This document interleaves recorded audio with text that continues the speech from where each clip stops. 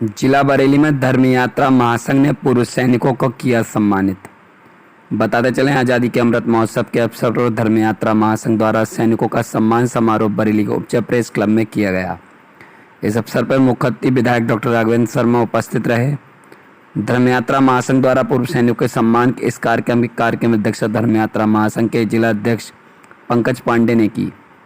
धर्म यात्रा महासंघ के पदाधिकारी द्वारा पूर्व सैनिकों को फूलहार पहनाकर, तिरंगा बैच लगाकर, अंगवस्त्र यानी शॉल उड़ाकर सम्मानित किया गया। कार्यक्रम के विशिष्ट अतिथि रहे विश्व हिंदू परिषद के नगर अध्यक्ष अशोक अग्रवाल द्वारा सभी पूर्व सैनिकों को तिरंगा टोपी पहनाकर सम्मानित किया गया। कार्यक्रम का संयोजन जिला महामंत्री धर्म यात्रा महासंघ के सचिन शर्मा ने किया। संचालन मंडल उपाध्यक्ष अंजलि शर्मा ने किया। इस अवसर पर सभी सैनिकों के बलिदान व त्याग को याद किया गया। धर्म यात्रा महासंघ की ओर से पंकज मिश्रा जिला उपाध्यक्ष, नीता शर्मा जिला महामंत्री, मालिनी त्रिपाठी जिला महामंत्री, पूजा दुबे महामंत्री आदि लोग उपस्थित रहे। इधर देखिए पृथ्वीराज भाई, डॉक्टर साहब हाथ लगा लें।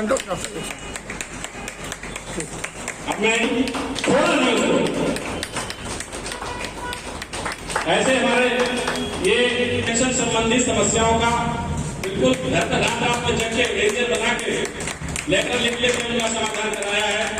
क्योंकि वो सने पेंशन के ही घर के इज्जत नगर के अध्यक्ष भी हैं और बहुत ही कर्मठ हैं, दिन रात सेवा कार्य कर रहे हैं। आपका बहुत बहुत धन्यवाद।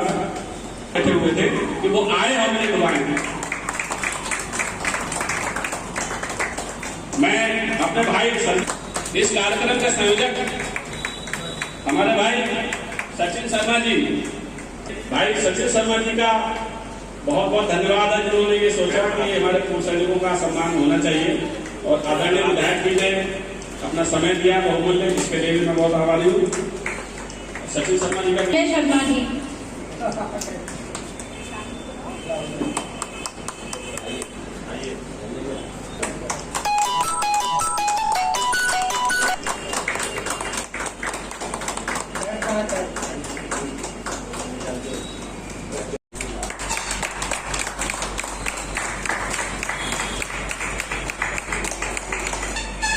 सदा पंकज पांडे जी, 1,50,000 विधायक जी को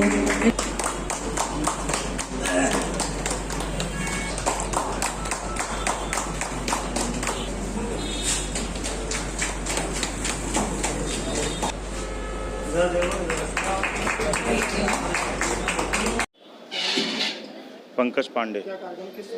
आज धर्म यात्रा महासंघ का कार्यक्रम था 75वीं गणतंत्र दिवस के शुभ अवसर पर, जिसमें डॉक्टर राघवेंद्र शर्मा बिथरी चैनपुर विधायक मुख्य अतिथि रहे।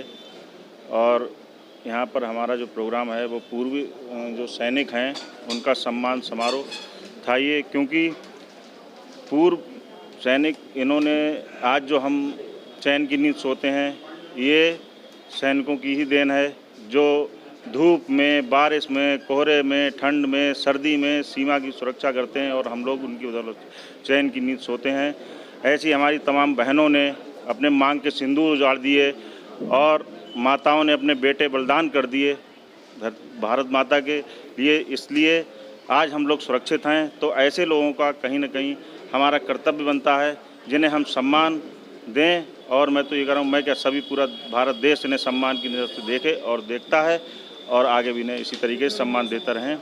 आज लगभग 15 लोगों के सम्मान हुए हैं। और मैं आपको एक बात बता दूं, अपनी धर्म यात्रा महासंघ के माध्यम से ये हर साल जितने भी अधिक सैनिक बढ़ते जाएंगे हमारी संस्था से, तो हम ये रेगुलर रखेंगे।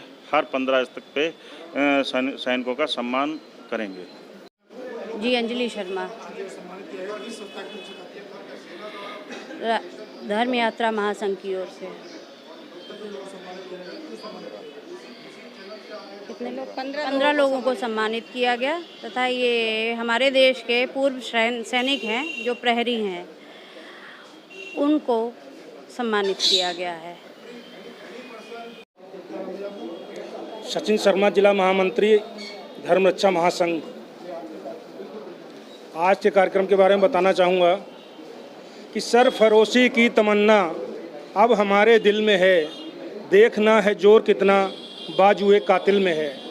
जो आज हमारे धर्म रक्षा संघ के द्वारा पूर्व सैनिकों के सम्मान हेतु एक कार्यक्रम का आयोजन किया गया है, तो मैं इनको पूर्व सैनिक ना कहकर इनको मैं पूर्ण सैनिक कहूँगा। यदि आज भी इनको बुलावा आता है तो ये हंसते हंसते लड़ाई के मैदान में पीछे मुड़ के नहीं देखेंगे, ये अपनी माँ का आंचल नहीं देखेंगे, अपनी बीबी का मुंह नहीं देखेंगे, अपने बच्चों की ओर मुड़ के नहीं देखेंगे और लड़ाई में हंसते हंसते आज भी जाने के लिए तैयार हैं। इस प्रकार के आयोजन लगातार हमारे वातावरण में होते रहना चाहिए, जिससे कि सैनिकों का मनोबल हमेशा बना रहे। बहुत बहुत धन्यवाद। सर्वस्व समर्पित कर। जब कोई नेता ये कहता है कि फौज में लोग मरने के लिए आते हैं, तब सुनकर कैसा लगता है? बहुत पीड़ा होती है, क्योंकि जब देश में के लिए आप होते हैं तो आपके सामने मतलब मैं ये कहना चाहूँगा कि आप किसी को कितना भी पैसा दे दीजिए और उसको बोलिए सीने पे गोली खाने के लिए तैयार हो जाए, वो शायद सीने पे गोली खाने के लिए तैयार नहीं होगा। उसके लिए जो जज्बा चाहिए, जो जुनून चाहिए, वो सिर्फ़ एक फ़ौजी में ही होता है। और उनके भी परिवार होते हैं, उनके भी माँ बाप होते हैं, लेकिन जब वो बॉर्डर पे होते हैं तो सामने सिर्फ देश होता है और सिर्फ देश का ख्याल करके ही सामने सीने पे गोली खाते हैं। तो ये बहुत पीड़ा होती है कि अगर कोई ऐसा सोचता है कि सैनिकों को ये अगर जो पैसा मिलता है और वो इसीलिए मिलता है कि वो अपनी जान देने के लिए मिलता है, ये सोच के बहुत पीड़ा होती है और अच्छा नहीं लगता है और बहुत ख़राब लगती है ये बात।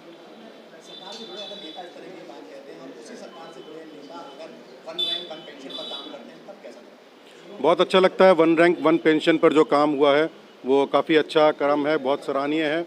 और जो वर्तमान सरकार है उसने काफ़ी पूर्व सैनिकों पर और सैनिकों पर काफ़ी काम किया है। तो ये जान के बड़ा अच्छा लगता है कि ये सरकार जो है सैनिकों का और पूर्व सैनिकों का बहुत सम्मान करती है और बहुत उनको इज्जत देती है। इससे सुनकर बहुत अच्छा लगता है। 4 साल के लिए अग्निवीर का जो नया मनोरंजन निकाला गया, जी हाँ। उसके बारे में क्या कहना चाहते हैं? कैसा लगता है आपको कि सच में 4 साल के लोग आर्मी के आकर आर्मी के जो मूल चढ़े हैं उनको समझ पाएंगे, उनको सीख पाएंगे और देश के और विकास में वो कामयाब हो पाएंगे आगे चलकर 4 साल बाद? क्या लगता है? जी हाँ, बिल्कुल होगी। अगर आप देखें तो ये सेवा अधिकारियों के रूप में पहले से चल रही है, शॉर्ट सर्विस कमीशन के रूप में, जहाँ पे 5 साल के लिए अधिकारी आते हैं और 5 साल के बाद फिर वापस सिविल में चले जाते हैं और सिविल में अच्छे अच्छे पदों पर आसीन होते हैं।